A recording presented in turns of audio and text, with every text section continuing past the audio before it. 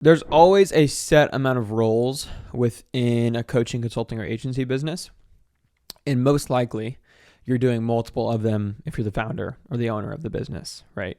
So I've separated it. I have a list. I don't know off the top of my head, but there's a copywriter. There's someone to do tech and data. There is a sales coordinator. There's a closer. There's a setter. There's a client success manager. There's a coach. There's all these different roles. And most likely, if you're watching this podcast, you're either doing all of them or at least many of them. And I'm still in many of those roles. But that's perfectly fine for now.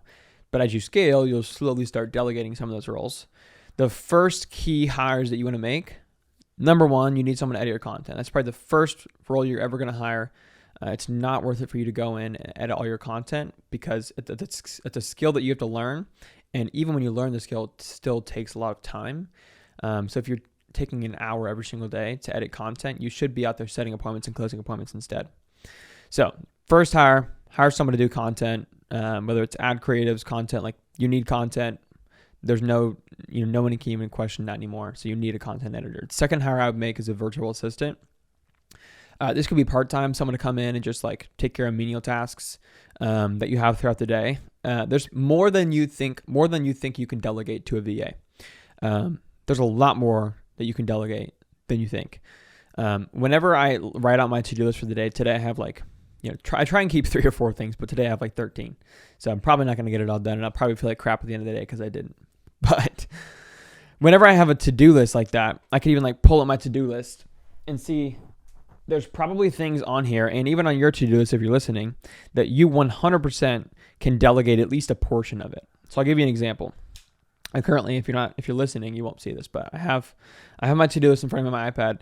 The first thing is figure out a follow-up pipeline sequence, right? So whenever a lead comes in, they don't close in the sales call. How do we do long-term follow-up with all those people?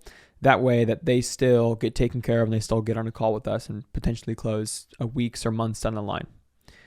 Well, I could either A, go watch all the modules on how to implement that and figure it out myself, or B, I could go send my virtual assistant to go watch the module, take notes on it, bring me back to the best notes, and tell me which parts of that module to watch and which parts not to watch, and at least give me a summary of everything. That way, I don't have to go do it all myself. So that's just an example of one way you can use a virtual assistant. That's the first thing on my to-do list. Now, the second thing on my to-do list is create a pre-call training, a 20-minute pre-call training for people to watch before our sales call.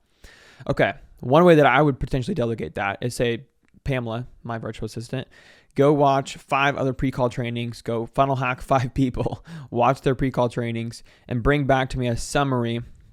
You can even transcribe it, put it in ChatGPT, have ChatGPT create an outline of a pre-call training.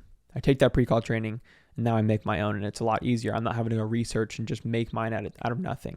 So second hire, virtual assistant. Again, you can delegate way more things than you think, and that's only going to cost you less than $1,000 a month to have a virtual assistant come in and do that for you.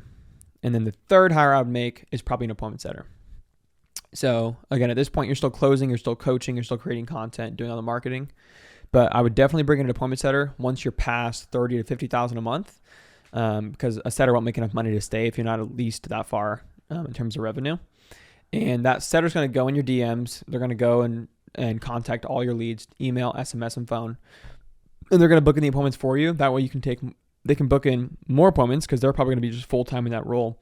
And they'll leave more time for you to do more important things in the business. So the most important thing when delegating, though, is that if you are going to buy back your time with hiring people and delegate things, that you actually need to use that time wisely.